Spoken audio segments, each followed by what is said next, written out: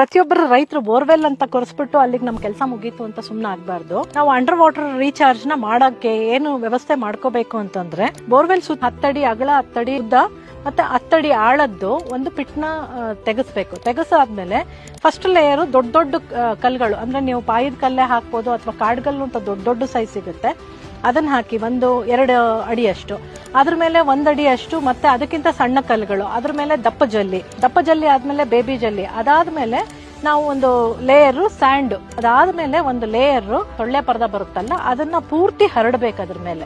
ಏನಕ್ಕೆ ರೀಚಾರ್ಜ್, ಎಲ್ಲಿಂದ ಈ ವಾಟರ್ನ ಅದನ್ನ ತಗೊಳುತ್ತೆ ಅಂತಂದ್ರೆ, ಈ ಕೇಸಿಂಗ್ ಪೈಪ್ ಏನ್ ಹೋಗಿರುತ್ತೆ ಅದಕ್ಕೆ ಸಣ್ಣ ಸಣ್ಣ ಡ್ರಿಲ್ಲಿಂಗ್ ಮಿಷನ್ ನಲ್ಲಿ ನೀವು ಯಾರಾದ್ರೂ ವೆಲ್ಡಿಂಗ್ ಅವ್ರನ್ನ ಕರೆದ್ರೆ ಅವ್ರು ಸಣ್ಣ ಸಣ್ಣ ಹೋಲು ಸುತ್ತು ಮಾಡ್ತಾರೆ. ನಿಮ್ಗೆ ಮಳೆ ನೀರು ಕೊಯ್ಲು ಅಂತ ಏನು ಮಳೆ ನೀರು ಎಲ್ಲಾ ಬಂದು ಇಲ್ಲಿ ಶೇಖರಣೆ ಆಗುತ್ತೆ, ಅದು ನೀಟಾಗಿ ಫಿಲ್ಟರ್ ಆಗಿ ಹೋಗುತ್ತೆ.